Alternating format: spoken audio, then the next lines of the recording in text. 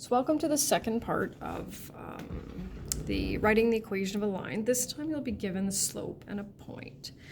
So we need to remember that when we write the equation of a line, we need to know the value of the slope and the y-intercept. So now we are given, it says it passes through 1, 3 and has a slope of 2. So we already know the slope. So we will need to determine the y-intercept. And this is something you can do if you find it helpful. Once you have values for those two, then you're ready to write your equation. So we know we have a slope of 2.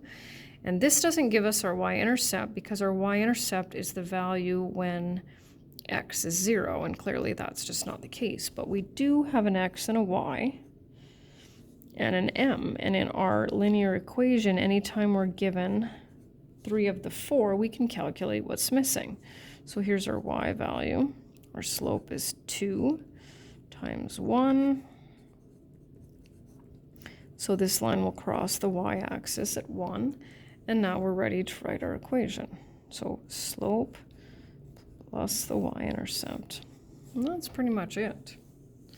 So we'll move on to this one. So again, same situation. We're given the slope and an x and a y. So once again, we have an x, a y, and an m. And I don't usually write out the formula, but when I say it, I will say y, and I'll look for the y coordinate, equals mx plus b. So there we have it. So y equals mx plus b. Okay, moving on. Oh, look at this, back to fractions, aren't we lucky? So we already know how to deal with fractions. So y equals mx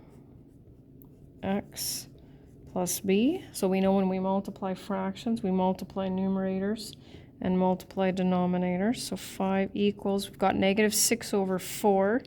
So we'll simplify that, okay? And we'll add 3 over 2 to both sides. And we need a common denominator. And so b is 13 over 2, and we'll leave it as that. So we have y equals mx plus b. There we go. And then last one on this page.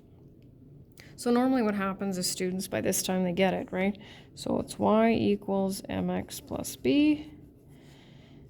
And then they do this, and they're ready to write their equation, and then I just say, oh, look at that, I gave you the y-intercept, because we know that the y-intercept is the y value when x is 0. Of course, they recalculate and get the same thing, which is totally fine. However, if you happen to notice that, you'll just save yourself a little bit of work.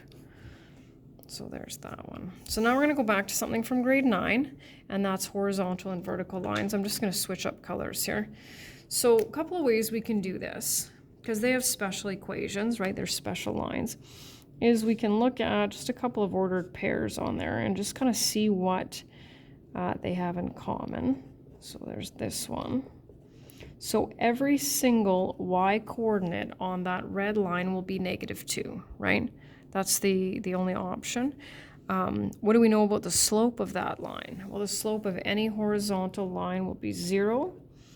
All y coordinates have to be -2, and that is our equation, right? So you look at what those lines have, and that is our answer. So what do we know about the slope? Go back to the blue one here. What do we know about the slope of a vertical line? Slope of a vertical line is undefined, so we can't write it in the form y equals mx plus b. Let's look at this one, though.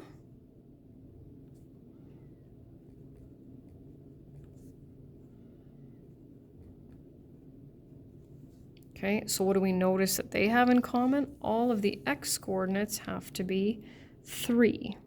So our equation, x equals 3. And now we just have a couple of practice ones. So I can either tell you they're horizontal or vertical, or I can tell you that they have a slope of 0 or an undefined slope. So vertical line we know will be x equals, right? So even though it's going this way, right? Students often will think it's y equals because it's parallel to the y-axis, but that's not the case. So our equation is x equals -8. And then for a horizontal line, we know that will be y equals our y coordinate. And that's it.